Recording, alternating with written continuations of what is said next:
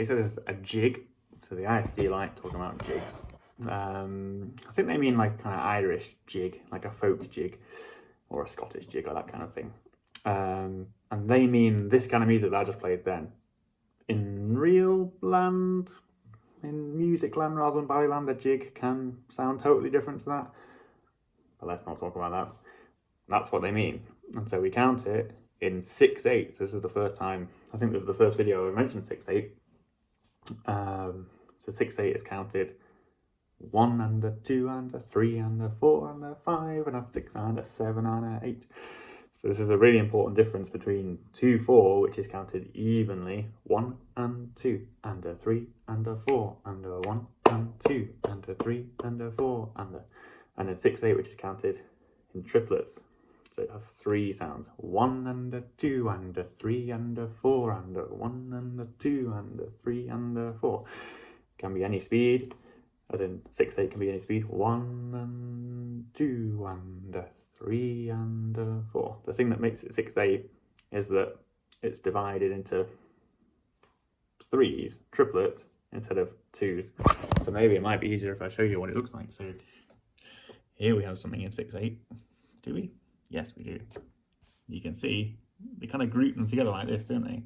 And they're in 3s. 1, 2, 3. 1, 2, 3.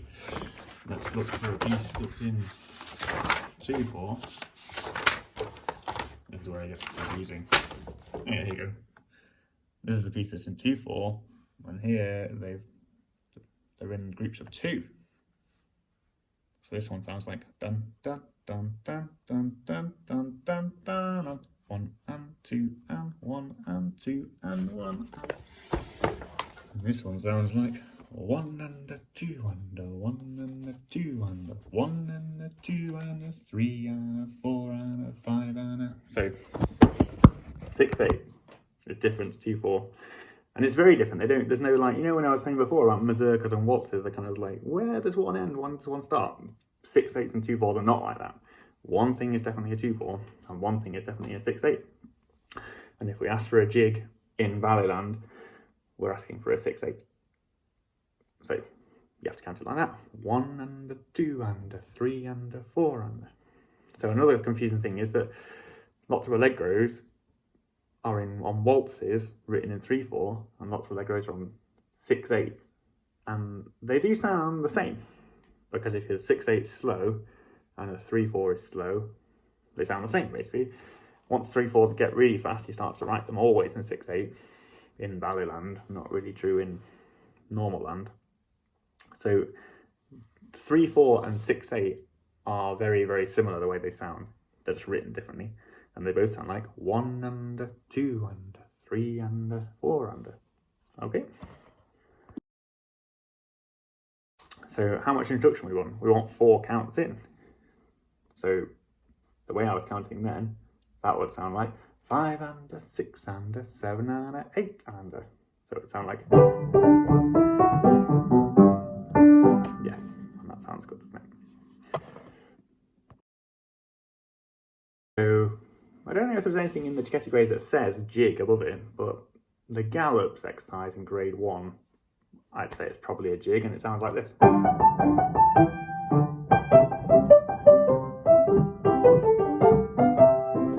1 and a 2 and a 3 and 4 and 5 and a 6 and a 7 and 8. Yep. So a famous jig will be, there's one called the Irish Washerwoman, and you might not know the name of it, but you probably know what it sounds like, and it goes like this.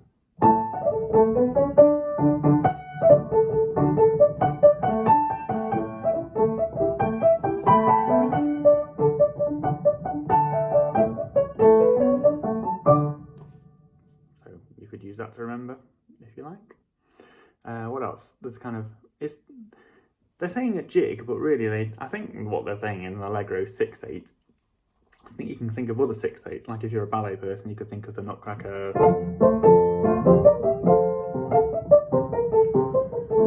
And that would help you remember the rhythm, or the...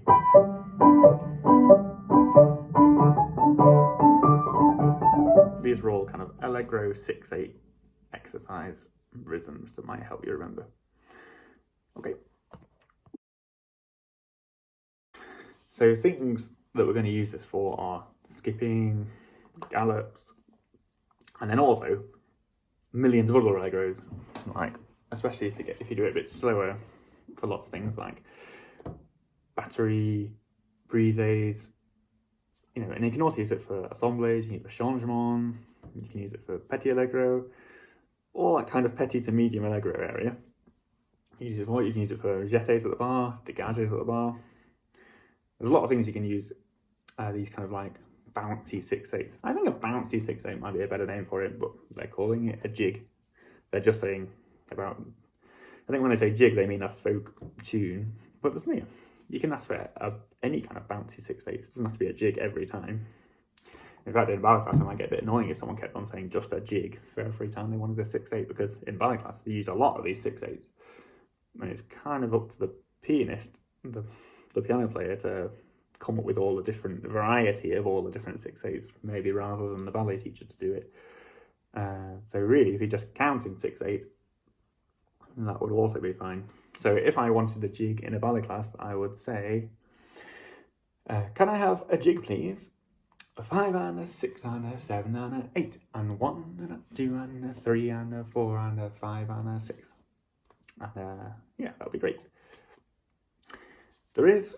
This is going to get complicated, so you could just stop the video there and not listen to this, but there is something else to say about this music, and that is that you can count it differently depending on what you're doing. So imagine if you were doing a tendu exercise, and it went, so we were going, we were going out and in, and out and in, and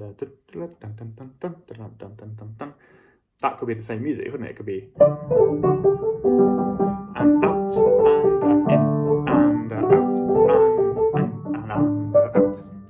But the difference is that because we're dancers, we wouldn't count it the same. We wouldn't count a 1, 2, 3, 4. We'd count a 1 and a 2 and a 3 and a 4.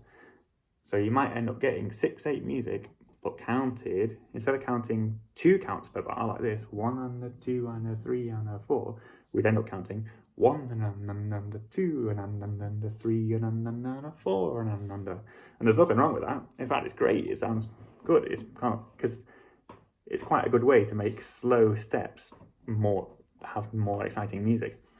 But then the big difference then will be that you would have an introduction of 4 counts still, but those 4 counts would be longer counts, so the introduction would sound like this.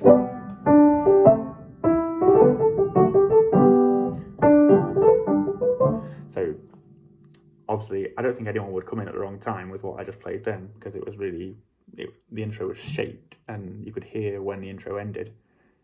But that's just something to bear in mind, that if you count a 6/8 in a different way, where you count 1 count per bar rather than 2 counts per bar, you end up with a longer intro. It can feel quite different, but it's really good, and people do use them in ballet class. I'd say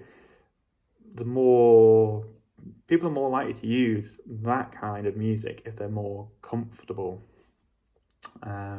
with music. If they're less confident, they're probably less likely to use it, but it's something to bear in mind.